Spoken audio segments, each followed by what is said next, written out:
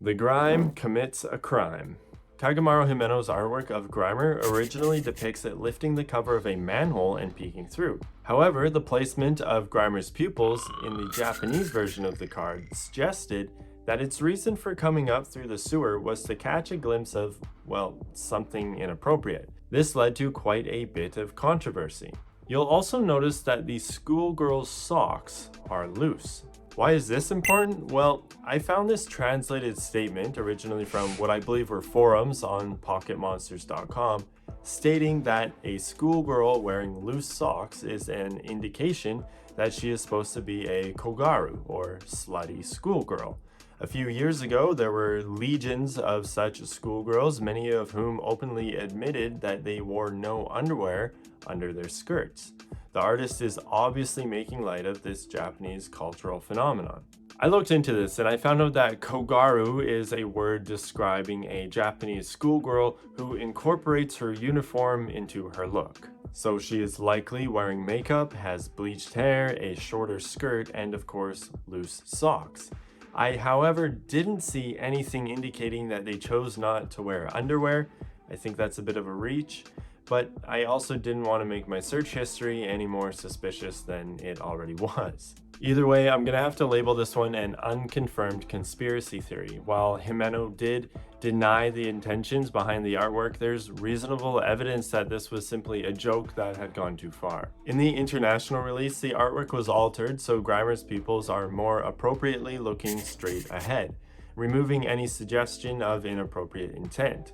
This change was likely made to avoid offending international audiences and to ensure the card remained suitable for all ages. Funnily enough though, his evolved form, Dark Muck, is giving us the middle finger, but of course this was never censored.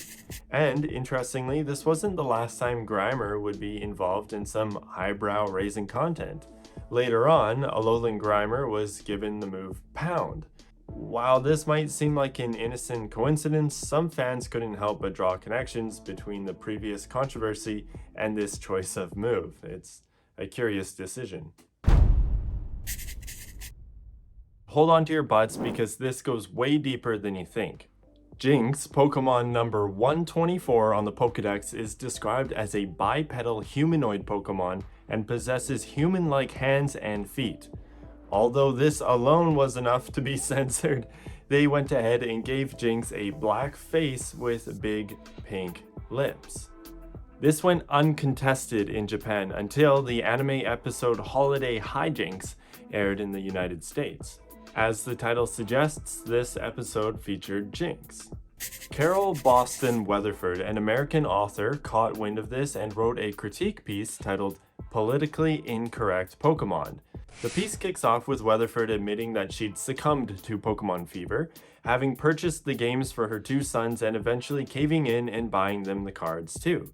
But then she saw Jinx on what we can assume was the Holiday Hijinks episode of the anime.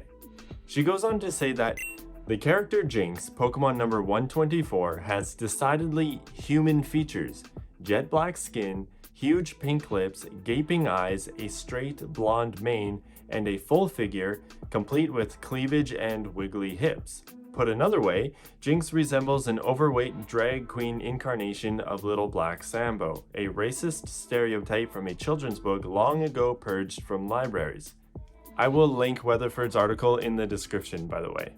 Furthermore, Weatherford goes on to explain that the name Jinx suggests a link to witch doctors and voodoo, which comes from African religion but is often made fun of in Western culture.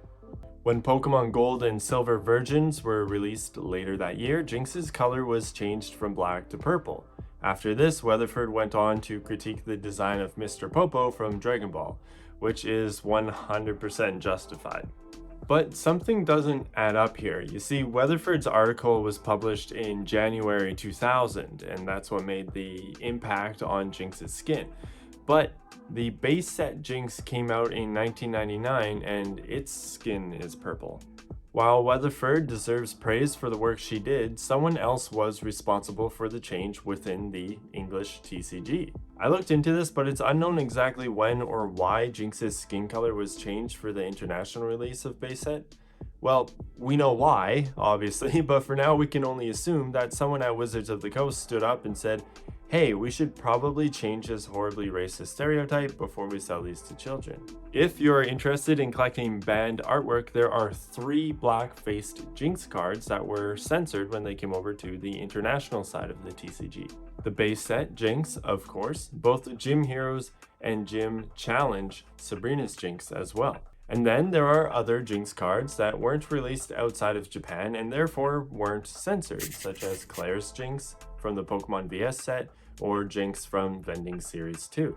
The Neo Revelations Jinx seems to have slipped through as both the Japanese and English versions depict Jinx with black skin, even though the English print was released in 2001. And the Aquapolis Jinx is also considered not censored, although the black ink does sometimes look purple in the right lighting. And then there are a handful of non-TCG Jinx cards with black skin, including the Cardass anime card with the actual screenshot of Jinx from the very episode that ironically triggered Weatherford's critique. Next up, we have Sabrina's Gengar from Gym Heroes. Gengar's original design was a lot darker than it is today. While its looks haven't changed, a description from the old Japanese book, An Illustrated Guide to Pocket Monsters, describes Gengar as taking the life of a child. The Japanese expansion Challenge from the Darkness, released in June 1999, dropped a Sabrina's Gengar Holo, which would go on to be the biggest card from the set, with Blaine's Charizard following close behind. And the artwork may be a factor. Gengar is seen just standing there, menacingly, in the foreground. In the back, you can see rows of graves marked by crosses. Given Gengar's descriptions in the past, it's not a stretch to say that these are likely the graves of children. The international release managed to censor this by fading the background. But if you have a keen eye and you get the lighting just right, the crosses can actually still be seen. After her Pokemon caused so much trouble, Sabrina herself decided to make a scene. The original Japanese release of this card was censored due to Sabrina's hand looking a little too much like she's flipping the bird.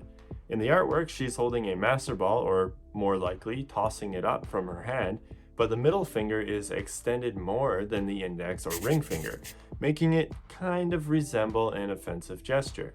This subtle detail caused quite a bit of stir among fans and censors alike. In response to the controversy, the international release featured brand new artwork, which was also by Ken Sugimori, where Sabrina's hand is very clearly not implying anything offensive.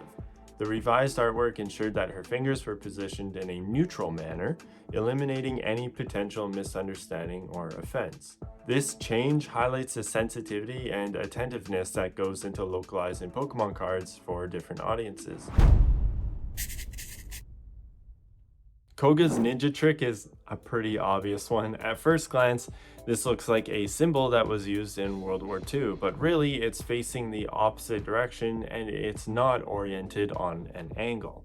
Why is this important? Well, this symbol is called an emote manji and represents peace and harmony. It's commonly used in Japan, often in Buddhist contexts, and can often be found on temples or maps, for example. It is sometimes used to mark something in the same way that we use X to mark the spot, so it's not unusual to see it in pop culture. And if we actually read what this card does, it sort of starts to come together. You see, when you attach this card to a Pokemon, your active Pokemon, and it gets attacked, you're allowed to switch it with one of your benched Pokemon, and that prevents it from taking any damage. So the manji in the artwork is being used to mark where Golbat was, in order to illustrate the switching places movement that this card permits. However, it was quickly switched out for a different symbol, so you can find this card in Japanese with either symbol, the old one or the new one. When it was time to bring the card over for an international release, they obviously used the less offensive version. So Misty's Tears is probably the most well-known banned or censored card because of the nudity. Yes, Misty is nude on this card. It's not even debatable. She isn't wearing any clothes while she holds onto a visibly beat up Staryu. It is well within reason though, as nothing is visible and it's really more of a silhouette. That being said, it's understandable that this artwork might not be suitable for children, at least in Western culture. Furthermore, Misty's actual tears are barely visible. You actually have to look closely to see them, so the focus of the artwork is Misty's body by default. The new international artwork by Sugimori is much more appropriate, not just for the intended audience, but also for the context of the card. Squirtle is wiping away Misty's tears, and just enough of Misty's shoulders is in the frame to prove that she is in fact clothed. Gambling isn't something that the Pokemon Company wants to teach kids. That would be horrible, irresponsible, and just go against everything that the Pokemon Company has done. Arcade game and card flip game. Two trainer cards from Neo Genesis were censored due to their casino/gambling influence. However, this was pretty mild censorship. Both illustrations are just zoomed in, downplaying the casino environment.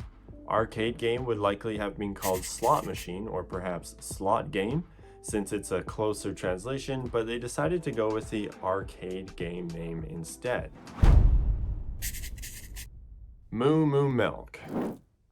This is by far the most disturbing card in the TCG. So much so that collectors often say they don't even want this card in their home because it is so uncomfortable to look at. This illustration seems to really bother people. It appears to be a farmer feeding a Censored using a headless, limbless cow. Censored is lost in the sauce as it sucks the teat of this abomination. If you're already familiar with Komiya's artwork, it can be pretty funny, but a little bit abstract, and while this is what makes Komiya's illustration so good, it really just ended up being creepy this time.